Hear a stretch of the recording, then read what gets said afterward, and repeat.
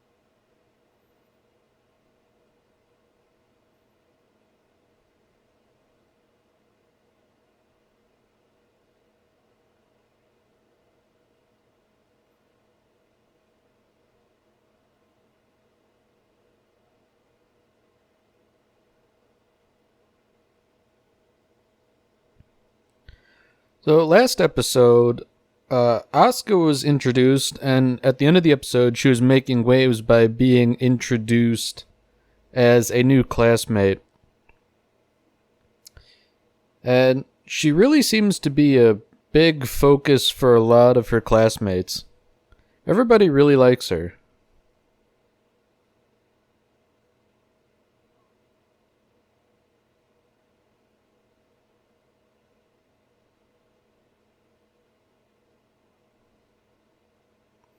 Everybody's already immediately gossiping, sending her love letters and things like that.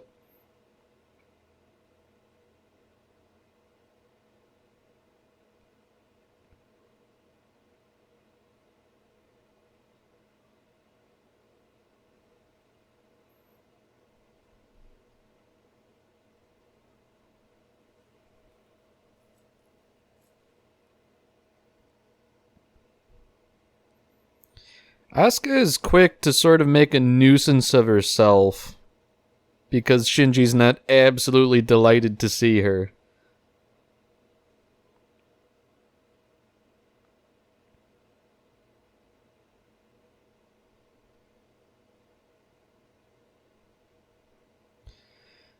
As one might be able to predict, Asuka is probably going to find herself at odds with Rei as well.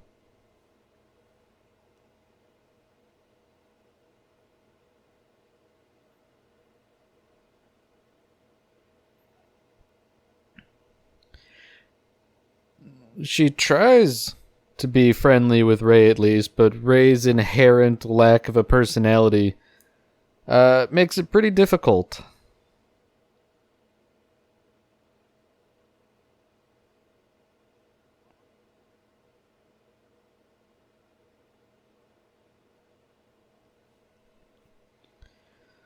So Kaji's now sort of nosing around Nerve HQ. And he's acting very familiar with Ritsuko. Given what we know from last episode, he's also pretty familiar with Misato too, so it seems like he really gets around.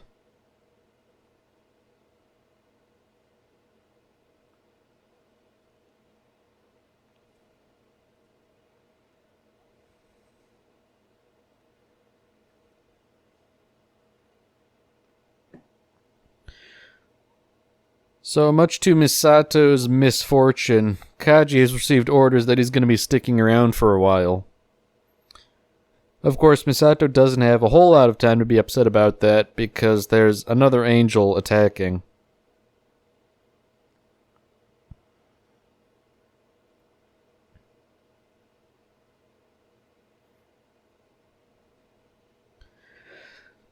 So even though they're still sort of working on dismantling the wreckage from the fifth angel, that doesn't stop more and more angels from continuing their advance. And that's actually a nice little touch to see the corpse of the fifth angel sort of sitting around. Because it was a massive thing, and it wouldn't just disappear because it got pierced by a positron rifle.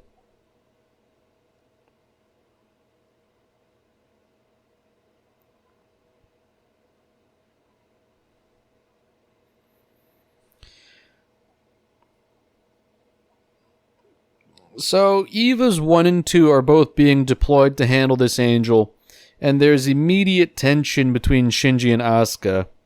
Asuka is adamant that Shinji is not to get in her way at all. And beyond that, Asuka is disappointed that she has to share with Shinji because there's only one angel.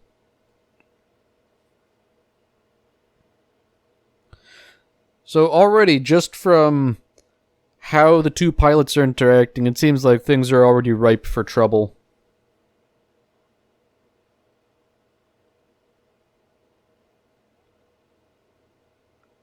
Even Shinji is starting to talk back to her a little bit.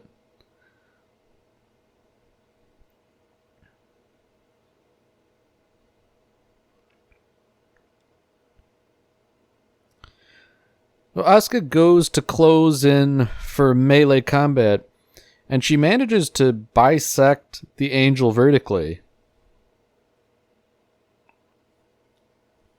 So she's pretty confident that she won.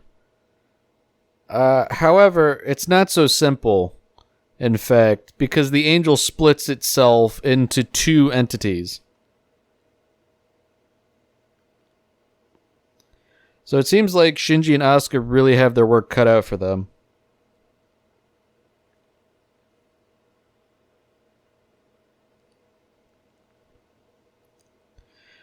As it turns out, both Shinji and Asuka were summarily defeated by the angel.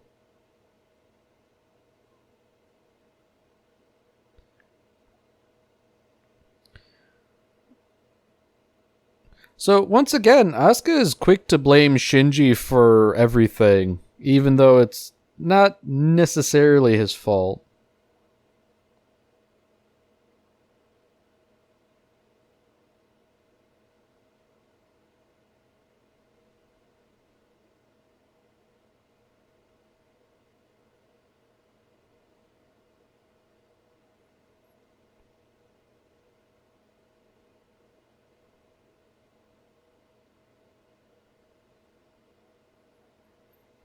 So fortunately, the more conventional military has managed to buy some time by scouring the angel with an N2 mine.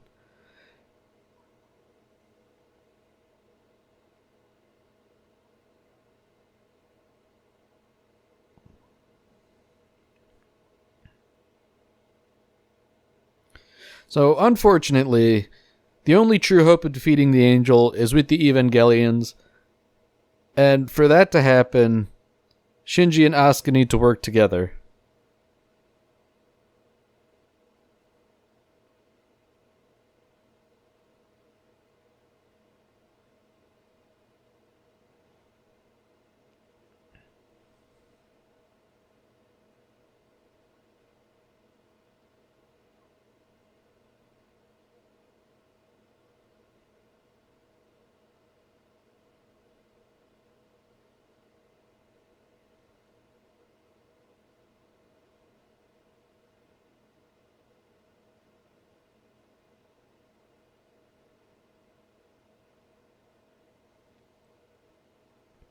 So it seems like that this magnificent disaster could have been the end of Misato's career, but fortunately some of the powers that be weren't present, thus sort of saving her career.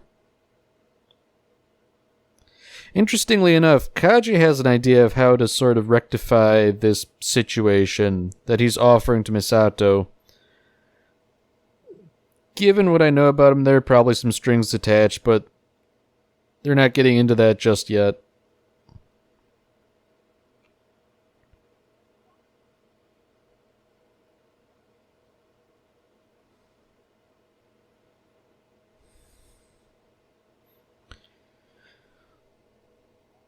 So, presumably, as a part of Kaji's plan, Asuka has moved in with Misato and Shinji.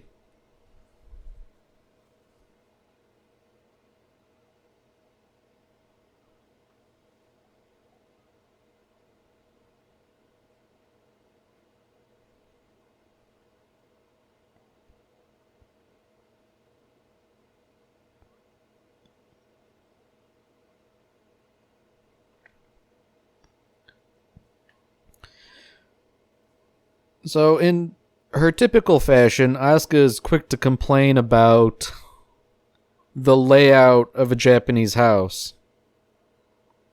Of course, she's none too happy when Misato informs her that it's time for training.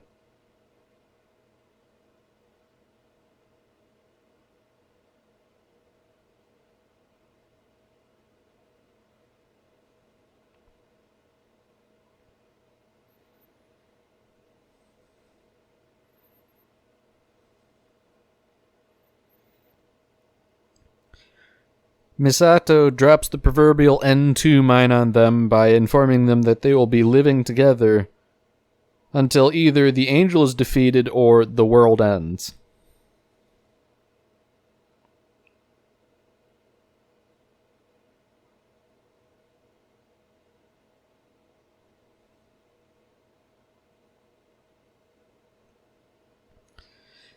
The idea is that they're sort of going to coordinate an attack set to music. So, effectively, they have to learn how to dance, memorize the routine, and use it to destroy the angel. And they've got 6 days to do it before the angel becomes active again.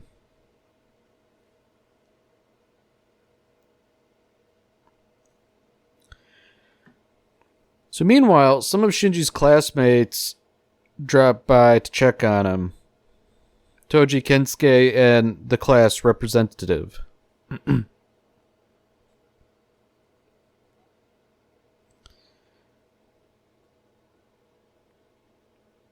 So everybody's sort of shocked to see the current state of affairs, where Asuka and Shinji even have to speak in sync. Of course, they don't understand that this is for the greater good of destroying an angel.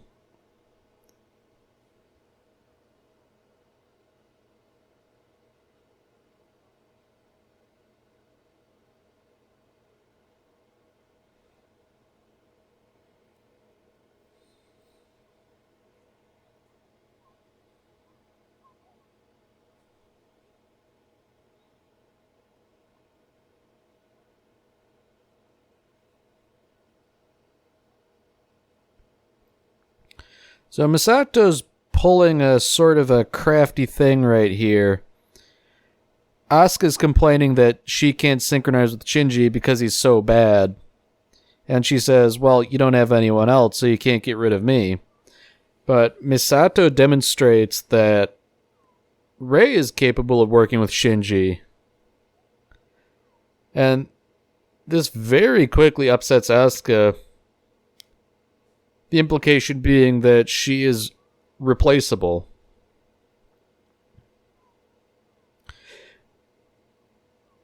Now, the class representative immediately starts harping on Shinji as though it's his fault. I mean, that's simply not true. It's Misato's idea. Of course, Shinji still has to go apologize regardless.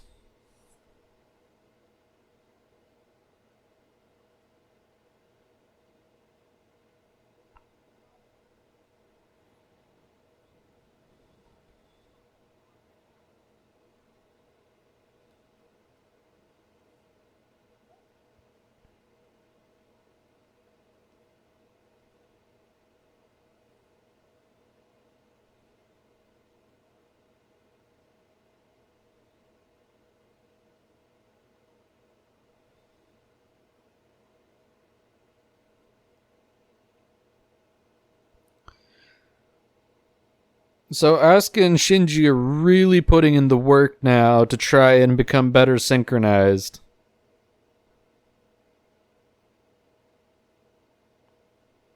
We get a nice little montage of them, I guess, synchronizing. And slowly they're improving.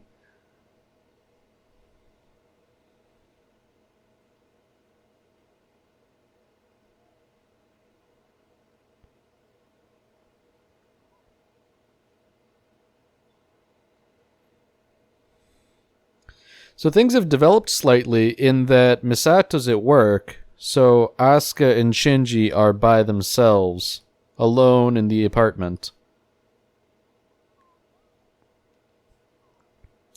Asuka violates orders and goes to a different room to sleep.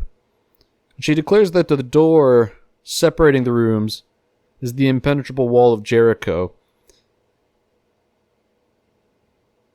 Now, I've seen people read into this a bit, and the walls of Jericho were indeed not impenetrable. So the implication here might be that Asuka is sort of daring him to creep over into her room. Whether or not that's the case is purely speculation, of course. But things develop further because Shinji's pretending to be asleep and Asuka sort of enters his room and flops down next to him on the mattress.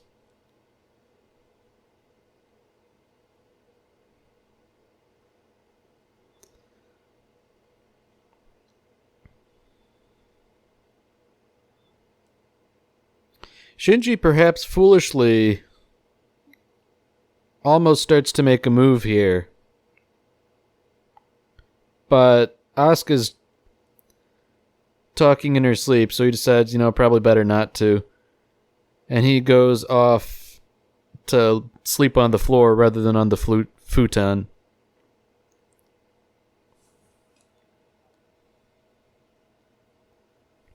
So meanwhile, at Nerve headquarters, things are getting a little hot and heavy between Misato and Kaji.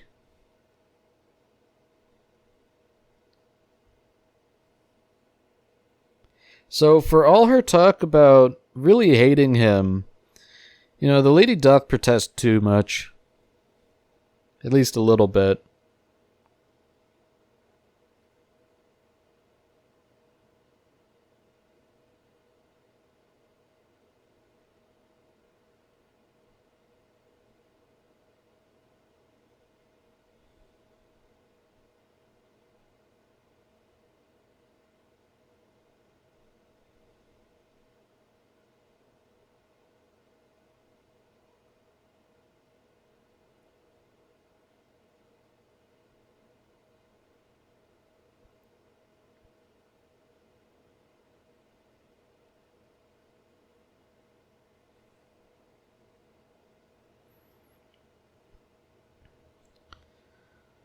So now Ritsuko is joining Misato, and there's a rare moment of them talking as friends outside of business.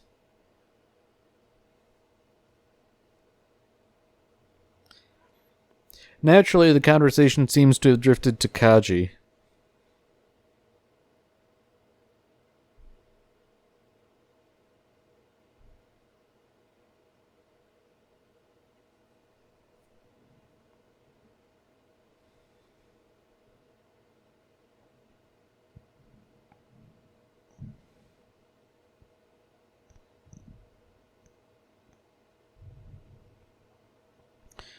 So now it's D-Day, as Misato referred to it. The Angel's becoming active again, so it's on Asuka and Shinji to act in synchronicity to defeat it.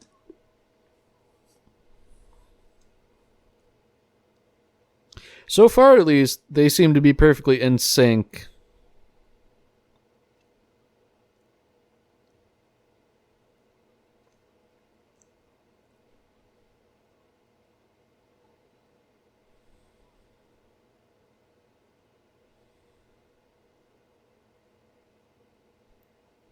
Now, interestingly, there's even a timer going on screen because Shinji mentioned that they'd be done with this in 62 seconds. And indeed, the timer is counting down 62 seconds. And so far, at least, both Units 1 and 2 are operating in perfect synchronicity. And there's a nice bit of music playing as well. I don't know if it's a piece of classical music, but it's that sort of style.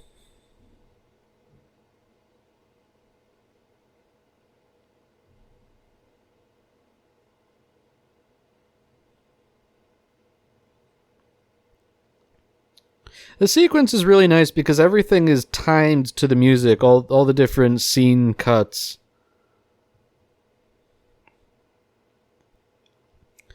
Ultimately, Asuka and Shinji do manage to defeat the Angel right on schedule.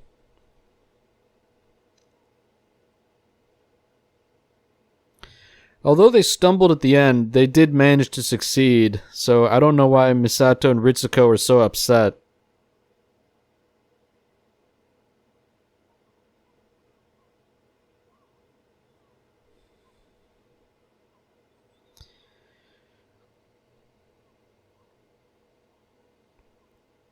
So, despite winning and fighting in synchronicity, Shinji and Asuka can't help but start arguing immediately after the Angel is defeated.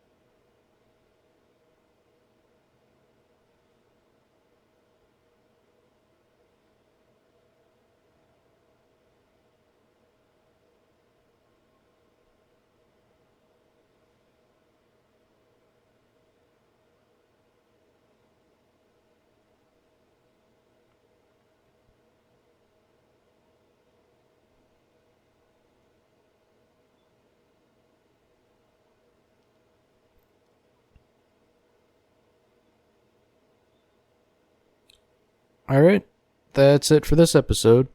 If you've enjoyed it, then by all means, tune in for the next one.